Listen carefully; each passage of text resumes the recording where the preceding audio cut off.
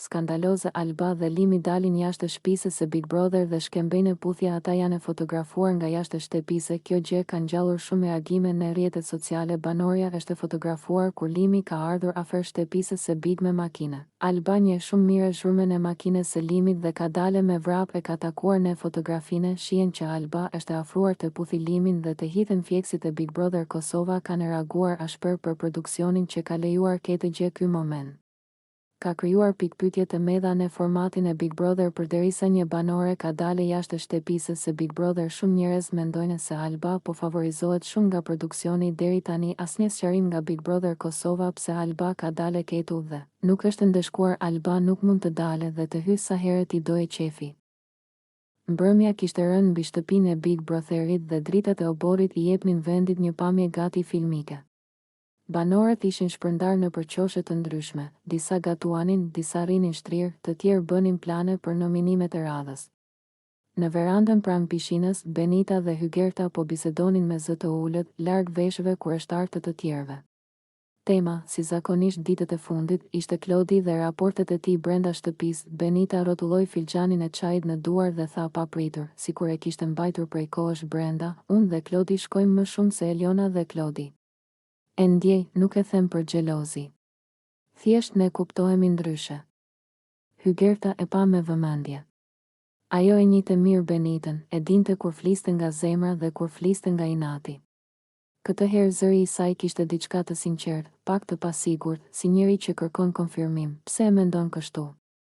E pyeti Hygerta duke afruar karrigen, sepse ne flasim për gjëra të vërteta, vazhdoi Benita. Kur jam me të nuk kam nevojë të bëj rol. Me Elionën ai duket sikur luan, sikur përpiqet të jetë dikush tjetër. Ata nuk janë tipa të njëjtë. E sheh edhe ti, apo jo? Hygerta heshti për disa sekonda. Në shtëpi çdo fjalë kishte peshë dhe ajo nuk donte të ndizte një zjarr të panevojshëm. Por nga ana tjetër nuk donte as t'i gënjente shoqen. Këtë mendim kam dhe unë, tha më në fund. Edhe mua më duket se ti me Klodin keni një lloj kimie që nuk e kam parë me Elionën. Por duhet të jesh e kujdesshme, këtu brenda gjërat ngatërohen shpejt. Benita mori frym thellë, sikur një bar ju hoq nga kraharori, nuk dua të dukem sikur po futem mes tyre.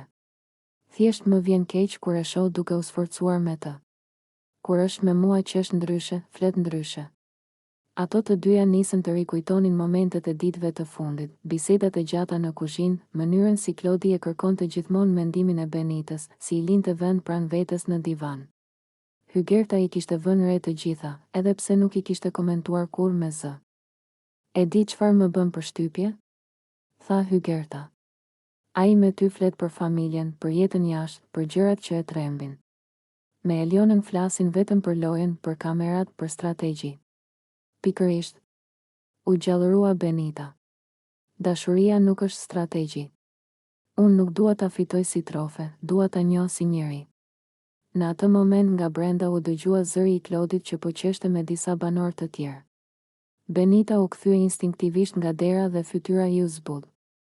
Hygerta e vuri re atë shikim dhe e kuptoi sa e thellë ishte ndjenja. Ti je dashuruar, i tha me gjysmë buzëqeshje. Jo. Nuk e di, u hutua Benita. Ndoshta po. Ose ndoshta thjesht më pëlqen mënyra si më bën të ndihem. Biseda vazhdoi gjallë. Ato folën për frikën e refuzimit, për paragjykimet e publikut, për faktin se çdo hap i tyre ndiqej nga mira sy. Hygerta i tregoi se edhe ajo kishte dyshimet e veta për raportin Klodi, Eliona. Unë i shoh dhe më duken si dy rrugë paralele, tha Hygerta. Ecën krah për krah, por nuk takohen kurrë. Kurse me ty ai ndalon, dëgjon, të sheh në sy.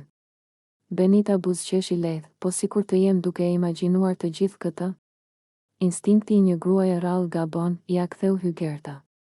Por duhet të flasësh me të. Jo me nxitim, jo me xhelozi. Thjesht siç je ti, ajo natë i afroi edhe më shumë dy vajzat. Mes tyre u krijua një aleancë e heshtur. Jo kundër dikujt, por në mbrojtje të së vërtetës së tyre. Në shtëpi ndërkohë filluan të qarkullonin fjalë, disa banor kishin vënë re afrimin e Benitës me Klodin dhe e shihnin si kërcënim për balancat e krijuara. Ditët në vazhdim situata u bë edhe më e ndërlikuar. Eliona nisi të tregonte shenja pasigurie, Klodi duke i ndarë mes dy botëve, ndërsa Benita luftonte mes dëshirës për t'u hapur dhe frikës se mos dukej si personi i tretë në një histori që nuk ishte e saj. Në një pasdite me shi, Benita dhe Hygerta u gjendën sërish vetëm në dhomën e gjumit. Zhurma e pikave mbi çati krijonte një intimitet të çuditshëm. E vendosa, tha Benita. Do t'ja them Klodit çfarë ndjej. S'mund të rri më duke bërë sikur s'ka asgjë. Hygerta i kapi dorën, bëje për veten tënde, jo për Garen. Çfarëdo që të ndodh, të paktën do jesh e vërtetë. Ajo bisedë u bë pikë kthese. Benita filloi ta shite situatën jo më si luftë me Elionën, por si kërkim të sinqert të asaj që ndjente. Ndërsa Hygerta mbeti mbështetja e saj më e fortë, zëri i arsyes mes gjithë kaosit të shtëpisë, marrëdhëniet brenda Big Brotherit ndryshojnë çdo orë, por fjalët e asaj mbrëmjeje mbetën gjatë në ajër. Unë dhe Klodi shkojmë më shumë. Ata nuk janë tipa të njëjtë. Këtë mendim kam dhe unë. Ishin fjali të thjeshta. Por që hapën një kapitull të ri, një histori ndjenjash, dyshimesh dhe të vërtetash që do të vazhdonin të shkruheshin para syve të gjithë publikut, dhe ndërsa kamerat vazhdonin të regjistronin çdo frymëmarrje, askush nuk e dinte se cili do të ishte fundi, një dashuri e lindur mes dritave, apo vetëm një kujtim i bukur i një loje të madhe.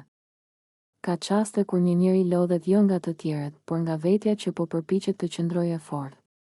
Alba e kuptoi këtë në një nga ato ditët e gjata brenda shtëpisë së Big Brother Kosova, ku koha nuk matet me orë, por me rrahje zemre, me debate, me fjalë që të mbeten në fyt. Përplasja me Labinotin nuk ishte thjesht një debat i zakonshëm. Nuk ishte nga ato zënka që shuhen me një përqafim para gjumit.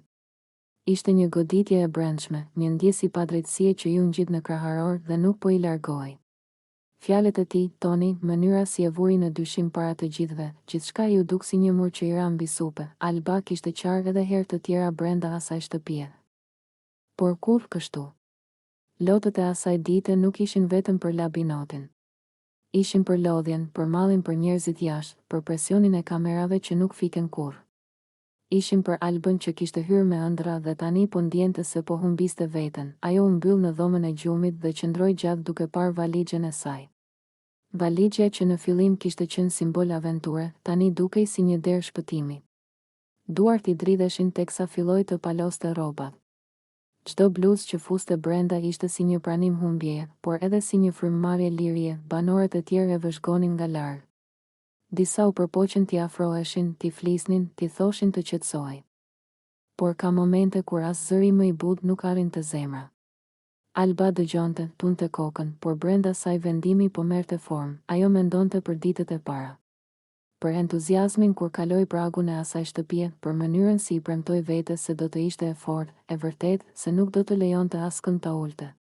Dhe tani ndjente se po luftonte kundër diçkaje më të madhe se vetja. Përplasja me Labinotin i rrotullohej vazhdimisht në mendje. Nuk ishte vetëm ajo që ai tha, por mënyra si e bëri të ndihej e vogël, sikur zëri i saj të mos kishte peshë. Alba gjithmonë kishte frikë nga padrejtësitë dhe atë ditë u ndje e tradhtuar nga loja, nga njerëzit. Ndoshta edhe nga vetë formati, lotët i rridhnin pa pushim. Ajo nuk po qante për kamerat. Nuk po qante për publikun. Po qante si një vajzë e lodhur që donte të kthehej në shtëpi. Valixhja po mbushej ngadalë. Një palë këpucë, një xhaket, një fotografi e vogël që e mbante fshehur. Çdo objekt kishte një kujtim brenda asaj shtëpie. Dhe çdo kujtim po i rëndonte. Disa nga banorët u përpoqën ta bindnin, mos merr vendim në nerva, Alba. Je më e fortë se kaq. Kjo është vetëm një ditë e keqe. Por ajo nuk po shite një ditë. Po shite javë të tëra tensioni që ishin mbledhur në fyt. Po shite veten duke u tjetërsuar për të mbijetuar në një lojë që ndonjëherë të kërkon më shumë se sa mund të japësh. Në dhomën e rrëfimit zëri i saj dridhej. Aty, larg syve të banorëve, ajo e lejoi veten të thyej plotësisht. Tha se nuk po e përballonte dot më, se nuk donte të shndërrohej në ditë që nuk e njihte, se ndoshta largimi ishte e vetmja mënyrë për të ruajtur dinjitetin. Jashtë asaj dere, jeta vazhdonte normalisht. Por brenda, Alba po jetonte një stuj. Labinoti nuk e priste këtë reagim. Ndoshta as ai nuk e kishte kuptuar sa thellë kishin prekur fjalët e tij. Në një lojë ku të gjithë mendojnë për strategji, ndjenjat reale shpesh harrohen. Dhe Alba atë ditë nuk ishte lojtare, ishte thjesht njeri, mbrëmja po afrohej dhe vendimi i saj dukej gjithnjë më i prerë. Valizja tashmë ishte gati. Ajo ul mbi krevat dhe e preku me dorë, si për të siguruar se ishte e vërtet, në mendje i kalonin fytyrat e familjes. Nëna e saj që me siguri po e ndiqte nga ekrani, shoqet që e njihnin Albën e vërtet, jo këtë version të plagosur nga loja. Aja vlente të qëndronte vetëm për krenari, Big Brotheri të jep famë, por të merr qetësi, të jep zë, por ndonjëherë ta vjedh shpirtin. Alba po e kuptonte çmimin, ajo u ngrit, fshi lotët dhe për herë të fundit hodhi syt rreth dhomës. Muret që dikur i dukeshin plot mundësi, tani i dukeshin si kafas i bukur. Vendimi ishte aty, duke rrahur bashkë me zemrën e saj, ndoshta do të largohej. Ndoshta dikush do të ndalte në minutën e fundit, por një gjë ishte e sigurt, ajo ditë e kishte ndryshuar për gjithmonë, sepse ndonjëherë guxim nuk është të qëndrosh, është të dish të largohesh.